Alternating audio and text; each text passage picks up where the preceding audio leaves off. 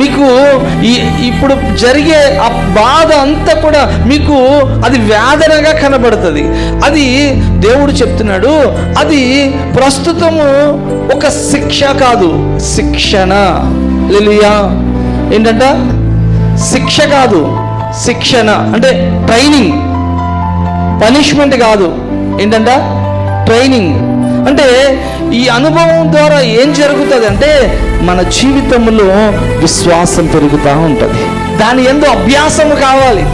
ఇప్పుడు నాకు ఒక శ్రమో, ఒక ఆలస్యమో, ఒక బాధో, ఒక వేదనో, ఒక దుఃఖమో, ఒక కీడో, ఒక చెప్పుకోలేని ఆ పరిస్థితుల్లో ఇవన్నీ నాకు కలిగినప్పుడు నాకు నా దేవుడు నాకు ఎందుకు ఈ పరిస్థితిని కలగచేశాడు అన్న సంగతిని మనం ఎక్కడికి వెళ్ళాలంటే దేవుని మీద మన మనస్సు ఆనుకొని ఆయన ఏం చెప్తున్నాడో అన్న సంగతిని గ్రహించగలగాలి.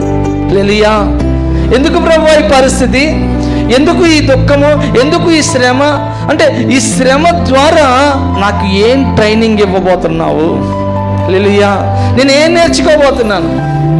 దేవుడు నా జీవితంలో ఒక పరిస్థితి అనుభవించే ఎలా చేశాడు అంటే ఖచ్చితంగా దాని ద్వారా నాకు ఏదో నేర్పించడానికి దేవుడు చేస్తున్నాడు. హల్లెలూయా.